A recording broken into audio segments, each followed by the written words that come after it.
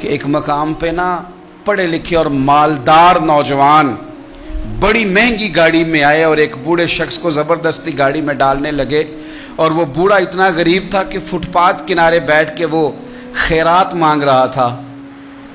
تو بہت سارے لوگ جمع ہو گئے، پولیس کو بھی بلا لیا گیا۔ جب آئے تو انہوں نے کہا تم اتنے مالدار ہو تو اس فقیر کو کہاں لے جانا چاہتے ہو؟ تو بچے رو پڑے، پہلے بتاتے نہیں تھے لوگوں کو، پھر وہ رو پڑے۔ انہوں نے کہا نہ ہمیں تنگ کرو، لے جانے دو۔ کا مسئلہ کیا؟ کہنے لگے یہ غیر نہیں ہمارے والد ہیں۔ ماجرا کیا؟ کہنے لگے بیچارے بڑے سمجھدار تھے، بزنس مین تھے، سب کچھ تھا، پر نہ اب ذہنی توازن ٹھیک نہیں رہا۔ اب سارا کچھ ہوتے ہوئے سڑکوں پہ بھیک مانگتے ہیں۔ او بے پرواہی ویک سجن دی، جتھے کسے دی پیش نہ جاوے، انہیں تاجاں والے در در رولے تے او منگتے ہیں تخت بٹھاوے۔ سجنا کسے نو کارا ملدا ہی کوئی کعبے او خالی آوے۔ تو اگر آج شعور سلامت ہے، شعور، تو پھر تھوڑا خیال کریں۔ کچھ لوگ خود پسندی کا شکار ہو جاتے ہیں، میں سونا بڑا ہوں، میرا رنگ بڑا گورا ہے، یہ ڈھل جاتی ہیں جوانیاں، ختم ہو جاتے ہیں مسئلے۔ یہ خدا معاف کرے تو چند لمحوں چند مہینوں کی بیماریاں چھین کے لے جاتی ہیں وجود کی طاقتیں۔ یہ کبھی ان سونے جوانوں کو دیکھو جن کا قد کاٹ بڑا عروج پہ تھا اور چیزیں بڑی اعلیٰ تھیں، لیکن جب وہ بیمار ہوئے تو ان کی حالت یہ ہو گئی کہ اب پوچھنے والا کوئی نہیں، اب کوئی شخص نہیں جو ان کو پانی کا گلاس بھی دے سکے، اب کوئی نہیں جو ان کے قریب بھی جا سکے، اب کوئی شخص ایسا نہیں۔ ان کو دیکھ کے محسوس ہوتا ہے کہ یہ ڈھانچہ ہے، ان کے پاس گوشت موجود ہے ہی نہیں۔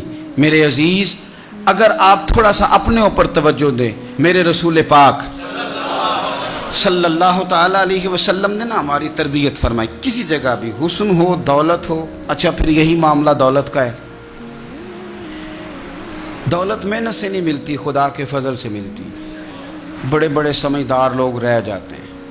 حضرت میاں صاحب نے کہا تھا میں بیوقوفاں دے نوکر ویکھے دانش مند سیانے۔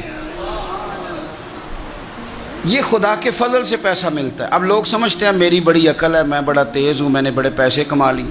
کچھ لوگ پھر انہیں حقیر لگنے لگتے ہیں، معاذ اللہ۔ وہ کہتے ہیں دیکھو کپڑے کس طرح کے پہن کے آ گیا ہے۔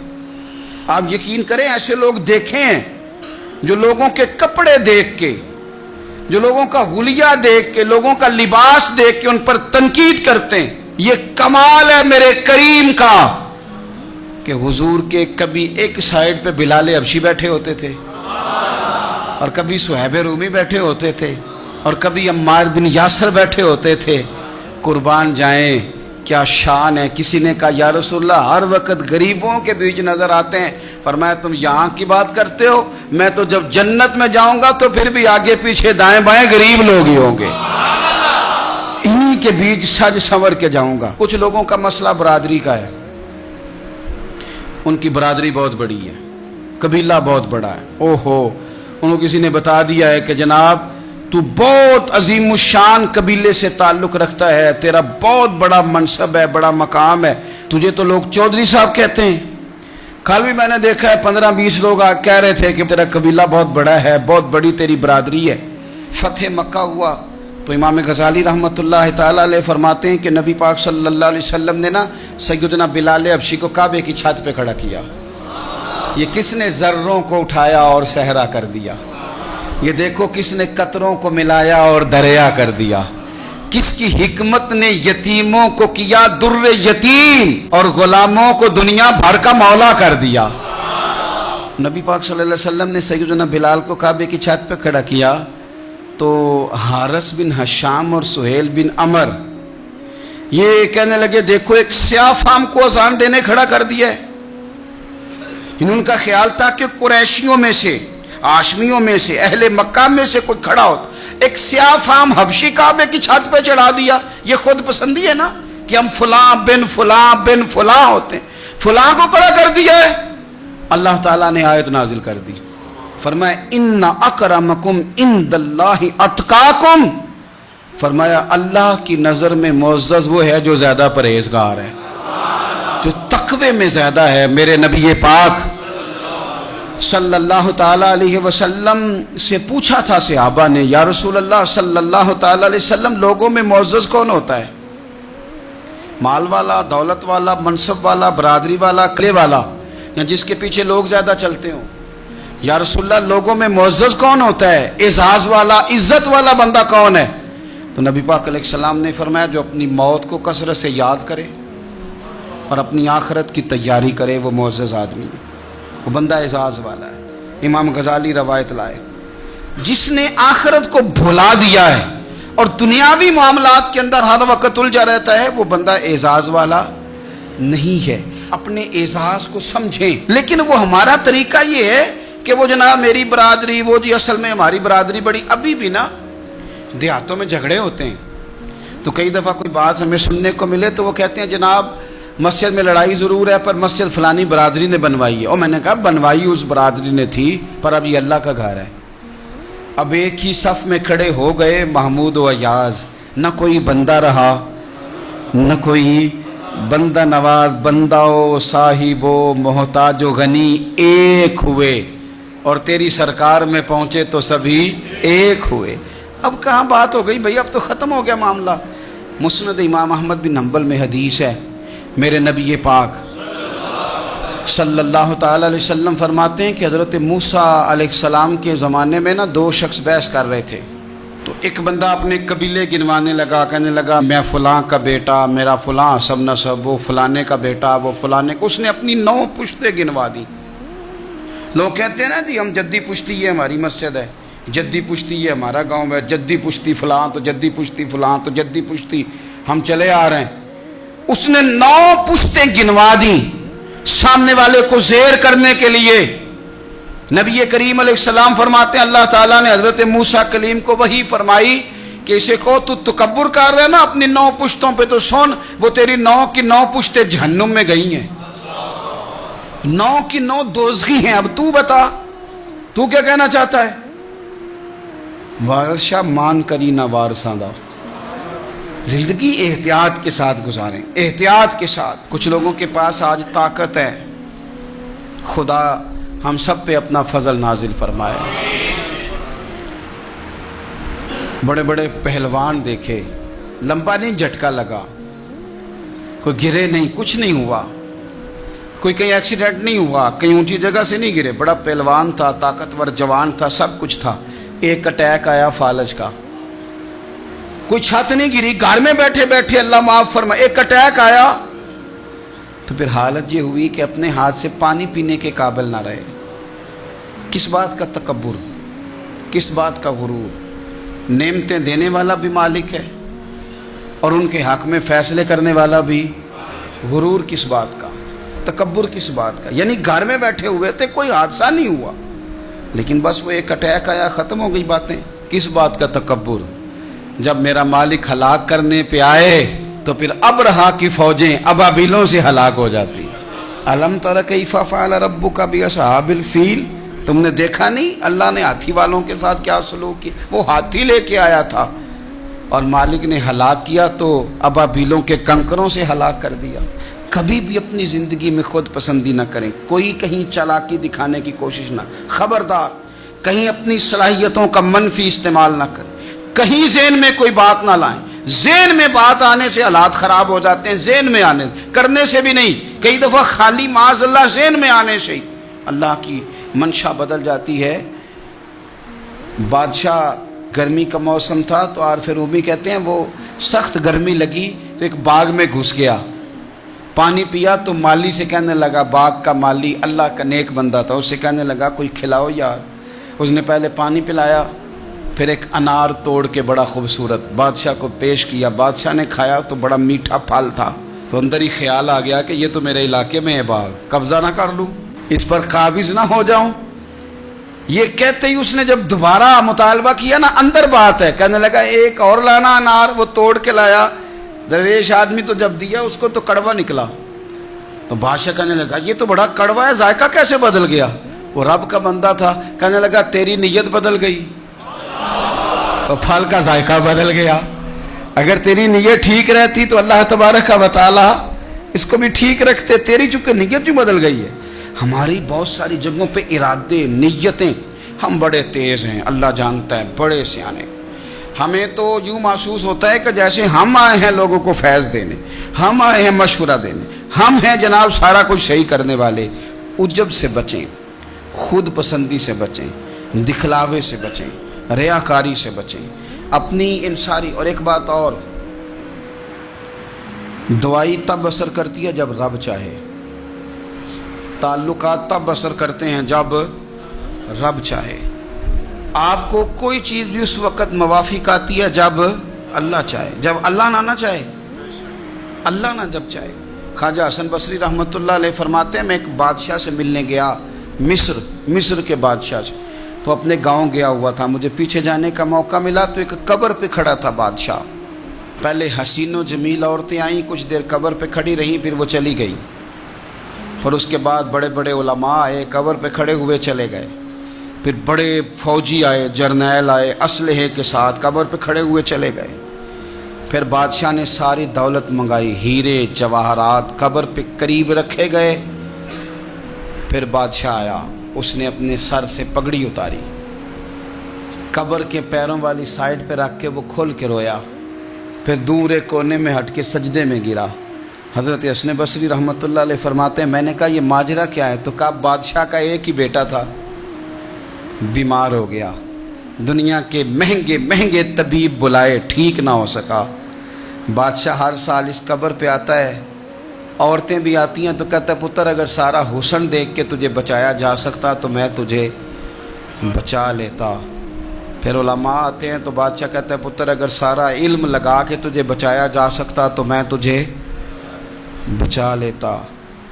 پھر سارے فوجی آتے ہیں تو بادشاہ کہتا ہے پتر اگر ساری طاقت لڑا کے بچایا جا سکتا تو میں تجھے بچا لیتا۔ پر ہیرے جواہرات رکھ کے کہتا ہے پتر میں ساری دولت قربان کر دیتا پر تجھے جانے نہ دیتا۔ پھر وہ سر سے تاج اتار کے قبر پہ رکھ کے کہتا پتر میں بادشاہ ہوں، میں حکومت کی پرواہ نہ کرتا، مانگ کے روٹی کھا لیتا، لیکن حکومت دے کے تجھے بچایا جا سکتا تو میں تجھے۔ پھر رو کے کہتا ہے وہ غالب حکمت والا ہے جو تجھے لے گیا ہے، اس کی حکمت ہی غالب آتی ہے، اسی کا غلبہ ہے، وہی قدرت والا ہے، وہی طاقت والا ہے۔ اور سب سے بڑھ کے یہ کہ اللہ کی محبت اور رسول اللہ صلی اللہ تعالیٰ علیہ وسلم کی غلامی بھی تب پیدا ہوتی ہے جب دل میں درد پیدا ہوتا ہے۔ اور اگر انسان کی طبیعت سخت ہوتی جائے، مزاج گھٹن والا ہوتا جائے تو انسان ان سارے معاملات سے دور ہٹتا جاتا ہے، حتیٰ کہ سخت دل والے لوگ اپنوں سے بھی دور ہو جاتے ہیں۔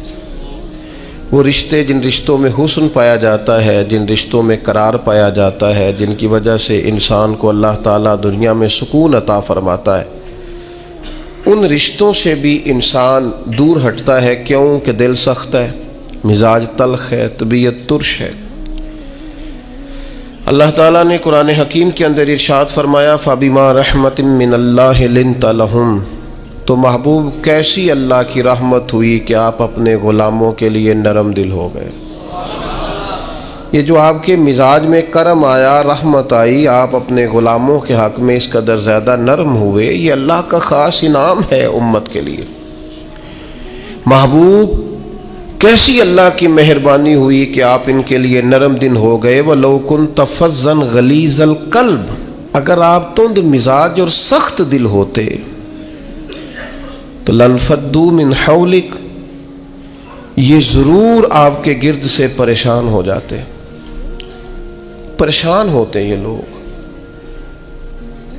آپ پر اللہ کا انعام ہوا، ان پر اللہ کا کرم ہوا کہ اللہ نے غلاموں کے حق میں آپ کے دل کو نرم فرما دیا۔ میں نے دیکھا ہے نرم دل آدمی بعض اوقات کچھ نقصان بھی اٹھاتا ہے، دھوکے بھی کھاتا ہے، سیاست کا شکار بھی ہوتا ہے، لوگ اسے استعمال بھی کرتے ہیں۔ نرم جو ہوا،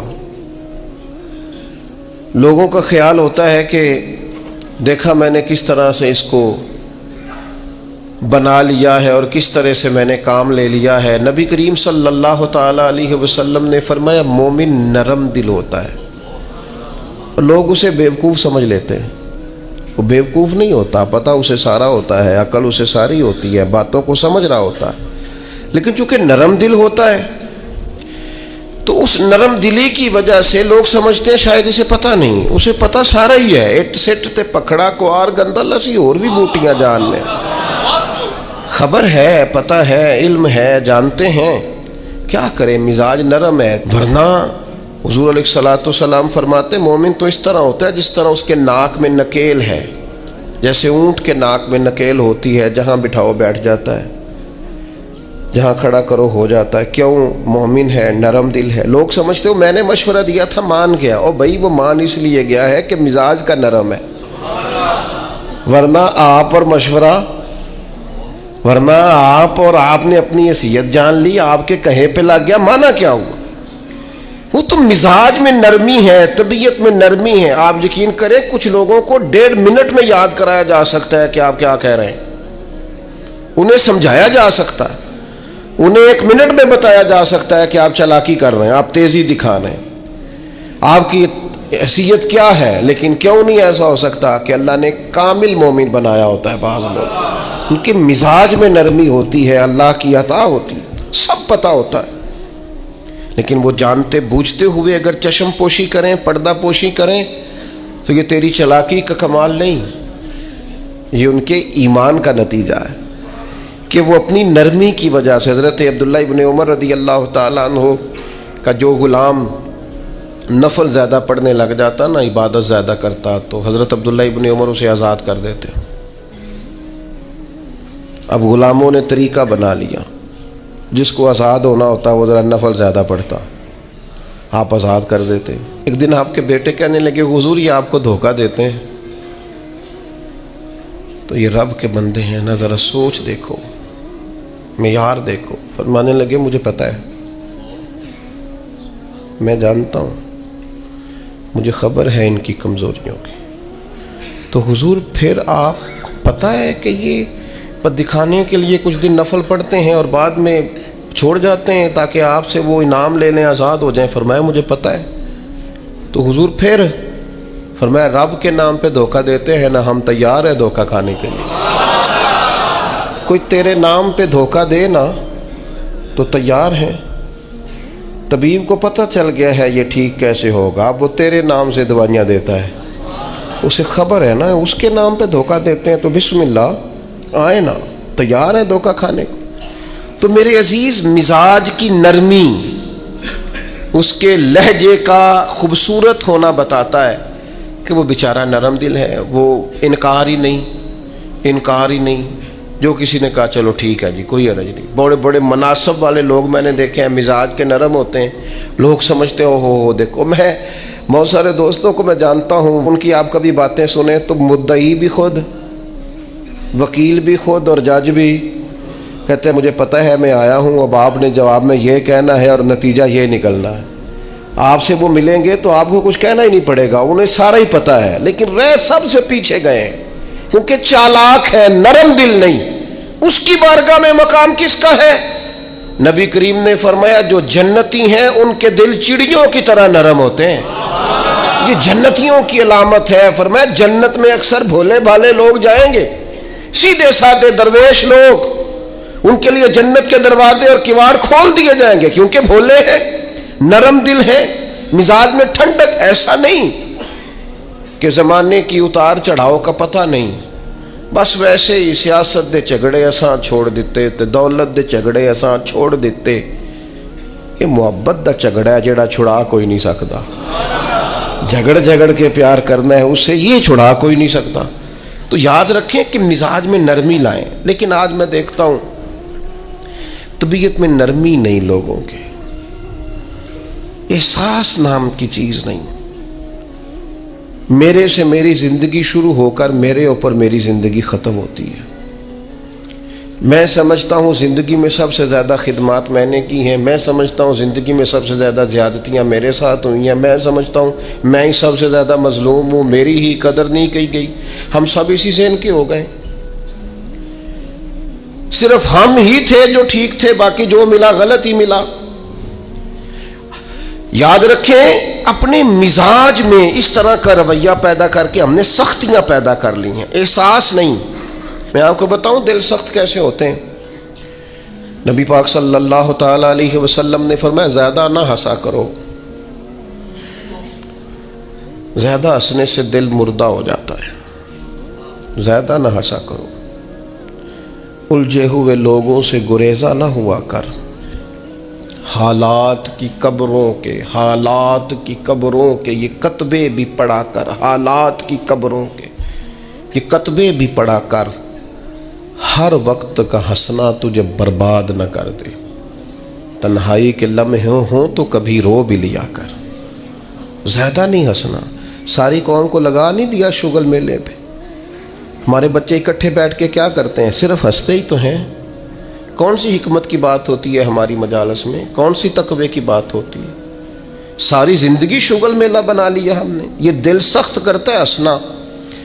حضرت یحییٰ ابن معاذ فرماتے ہیں زیادہ روٹی نہ کھایا کرو، دل سخت ہو جائے گا، تمہاری طلب ہی صرف روٹی رہ جائے گی، کھانا ہی رہ جائے گا۔ حضرت عیسیٰ علیہ السلام فرمانے لگے زیادہ نہ بولا کرو، اپنے جملوں کو بے وقت نہ کرو، اپنے لفظوں کی قدر پہچانو۔ جو لوگ زیادہ بولتے ہیں ان کے دل سخت ہو جاتے ہیں۔ آپ کی باتیں تھوڑی ہوں، معنی خیز ہوں، حکمت امیز ہوں، تھوڑے جملے ہوں، جچی تلی نپی شستہ شائستہ گفتگو ہو، وہ کیا کرے گی؟ وہ دل کو نرم کرے گی۔ لیکن بہت باتیں کرنا، بہت باتیں کرنا، بہت باتیں کرنا، نتیجتاً انسان کے دل کو، یہ تو بدگمانیاں ہوتی ہیں نا، بدگمانیاں یہ دلوں کو سخت کر دیتی ہیں۔ ہم جو برا سوچتے ہیں نا، لوگوں کے بارے میں بری رائے رکھتے ہیں، تو آہستہ آہستہ ہم جس کے بارے میں برا سوچتے ہیں پھر اسے اپنا دشمن سمجھنے لگتے ہیں، ہمارا دل اس کے حق میں سخت ہونے لگتا ہے، حتیٰ کہ وہ آدمی مصیبت میں، مشکل میں آئے تو معاذ اللہ ہمارے دل کو تسکین پہنچتی ہے کہ دیکھو نا ہمارا دشمن تھا، حالانکہ دشمن مرے تو خوشی نہ کریے، سجنا بھی تے مر جانا ہے، سجنا بھی تے مر جانا ہے، اڈیگر تے دین آیا ہے محمد، اوڑک نو ڈوب جانا ہے۔ میرے عزیز، یہ بہت بدگمانیاں، بہت ایک پڑھا لکھا نوجوان ایک دن آیا اور ایم فل کر رہا ہے بچہ، تو وہ اماں نے باتیں اس طرح کی بتائی ہیں کہ وہ سارا ماحول ہی گڑبڑ کر دیا۔ وہ کہنے لگی جادو کرا کرا کے، تویز کرا کرا کے ہماری چچی نے اور ہماری فلاں نے اور ہمارے فلاں نے ہمیں آگے بڑھنے ہی نہیں دیا۔ پڑھا لکھا نوجوان ہے اور وہ یہیں تک الجھا ہوا ہے۔ کیا مذاق کرتے ہیں آپ؟ اس طرح بھی ہوتا ہے، اس طرح بھی قوم میں۔ اور وہ بیچارہ، یعنی چچی کو دشمن توڑی نہ ہوتی، چچا باپ کی جگہ ہوتا ہے، لیکن اس کا لہجہ اتنا غلط تھا اپنی چچی کے حق میں کہ وہ اس طرح کے پڑھے لکھے نوجوانوں کو یہ جملے زیب نہیں دیتے۔